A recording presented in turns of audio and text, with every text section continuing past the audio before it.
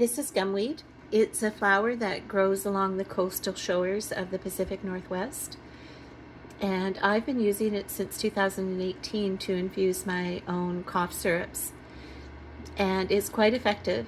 It helps build the immune system and it soothes coughs and colds and flus. And what I love about it is that I've picked the flowers myself. I've infused them into honey, and it's resulted in something that will support me all winter. And the aspect of this process is there's a somatic felt awareness or sensory outcome when I use the product. It's something that has integrated into my system before I've started taking it as a strategy for a cold or a flu.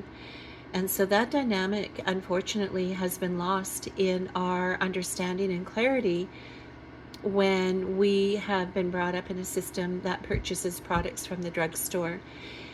The difference for me as a somatic empath is how my body absorbs it. So when I take something that I've created and swallow it, my body receives it differently than if I take a pill from the drugstore. One is warm and soft and the other is cold and hard, and the digestive process is different for me. And it involves my energy, internal energy and energy around my body. So we are electrical. And so the difference is that there's an electrical connection for me with the product that I make that is missing when I buy it from the drugstore.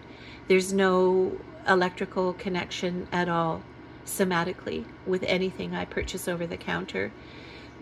And so this is a conversation that I am starting because it connects to a sensual relationship with ourselves that is missing in the mental conceptual focus of society. And the difference is disconnection or connection. And by going back to the basics and creating something like this cough syrup, there's a much deeper connection with what I'm consuming and within myself and how I express myself in the world. So just to show you the flower, it's a very beautiful yellow flower, and it has a bulbous base on it that is filled with a substance that is like a syrup that tastes like ouzo. And so it has a very strong flavor of ouzo at the beginning.